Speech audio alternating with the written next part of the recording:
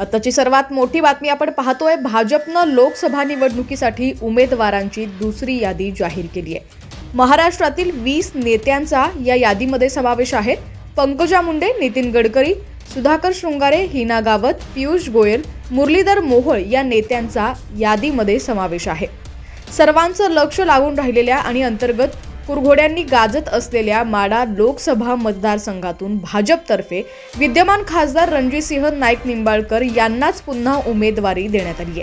संपूर्ण बातमी पाहूयात. त्याआधी तुम्ही HPN मराठी न्यूज चॅनलला सबस्क्राईब केलं नसेल तर नक्की सबस्क्राईब करा आणि बेल आयकॉनवर क्लिक करून नोटिफिकेशन्स मिळवा, जेणेकरून आमचे अपडेट्स लवकरात लवकर तुमच्यापर्यंत पोहोचतील. तर माढा लोकसभा मतदारसंघातून फलटणचे खासदार रणजितसिंह नाईक निंबाळकर हे लोकसभा निवडणूक लढवण्यास पुन्हा इच्छुक होते. उमेदवारी मिळो अथवा न मिळो पक्षाशी प्रामाणिक राहणार असल्याचं व पक्ष देईल त्याच्या पाठीशी राहणार असल्याचं यापूर्वीच खासदार रणजितसिंह नाईक निंबाळकर यांनी स्पष्ट केलं होतं.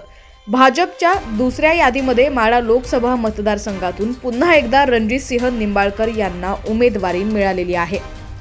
लोकसभा 2024 तसंच राजकीय घडामोडी पाहण्यासाठी HPN मराठी न्यूज चॅनलला सबस्क्राईब करा आणि बेल आयकॉनवर क्लिक करून नोटिफिकेशन्स मिळवा, जेणेकरून आमचे अपडेट्स लवकरात लवकर तुमच्यापर्यंत पोहोचतील.